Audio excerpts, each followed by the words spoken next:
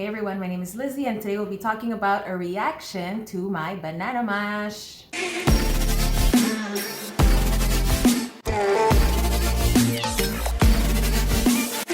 So first of all, I must admit that I needed to do this because my bananas were on the verge of having mold. Actually, one of them already was having mold in the exterior and I needed something to do with them and I was not gonna make another banana cake.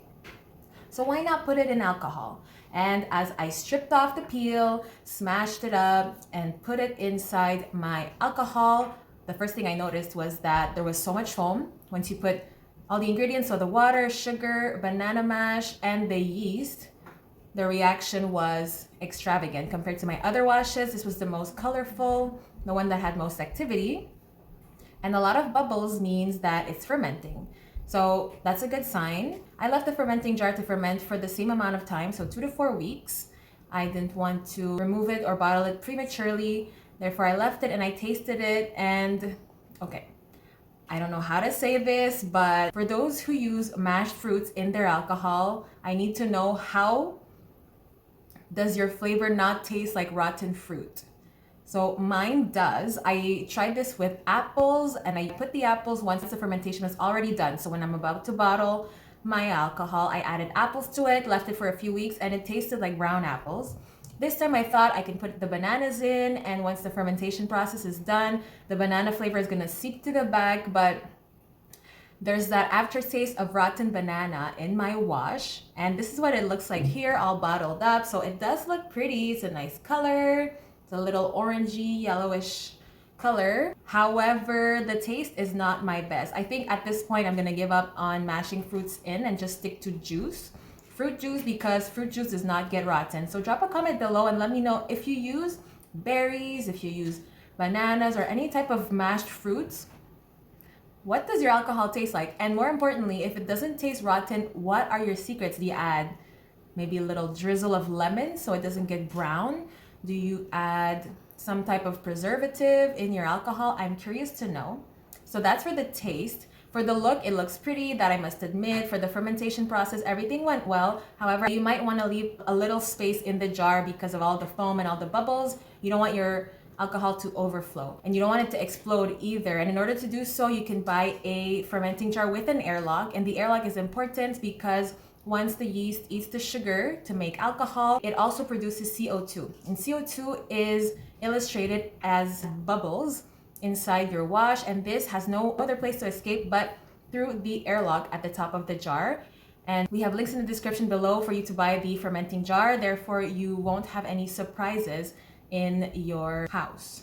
And I did the regular, so I left this jar in a nice warm environment, roughly 24 degrees Celsius, because this is the optimal fermenting temperature. I did not add any artificial flavorings at the end. It was really just the banana. As for the texture, it's smooth. The reason why it's smooth is because I had to remove all the banana particles, and this was a tough one. For how I did it, you can look at the video over here. So in order to do so, first I want to start with where the particles were. So we had the alcohol. At the top of the jar, we had particles of banana that were floating, so hard particles, solids. We had liquid in the middle and other solids at the bottom with the yeast. So this made me think that the top particles were lighter, maybe smaller particles of banana, and there were other particles at the bottom of the jar that were heavier banana pieces, and the yeast was sitting at the complete bottom. So I tried to remove the top part first by scooping out the banana pieces. However, this was unsuccessful because as I was scooping, too much alcohol came in the spoon with the banana pieces. And I didn't want to take off both. I just wanted to remove the banana pieces. Therefore, I had to change my strategy and use a sieve, but the holes in the sieve were too big and banana pieces were going through the sieve and my particles were still not separated from the alcohol. So the next method I tried to separate the solids and liquids was to use a coffee filter, and this worked well. So I took the mash, put it in the sieve with the coffee filter on top, and whatever crossed the sieve and the coffee filter were liquids. This I was able to bottle it up. And for the remaining particles, I used a sump pump. Honestly, I really recommend the one that I use. It's one with the red handle, and I recommend this one because I bought a previous one in the past and the hose was way too small. So the liquid was getting sucked in, but it would just go back into the initial jar. It wasn't doing the whole route into the second jar. This one, you just squeeze it. There are different control levels. You could squeeze it easily for the liquid to go from container A to container B without taking the particles. So what I would do differently, honestly, I would do exactly the same experiment minus the bananas. I would not use fruits again. In my opinion, the best flavoring way is to add liquid extracts at the end, so right before bottling up, or to just leave it in its natural flavor. If you insist on adding fruitiness to your alcohol, I suggest apple juice. I've used apple juice and it tasted like cider. You can use banana juice. I'm not sure if they sell banana juice.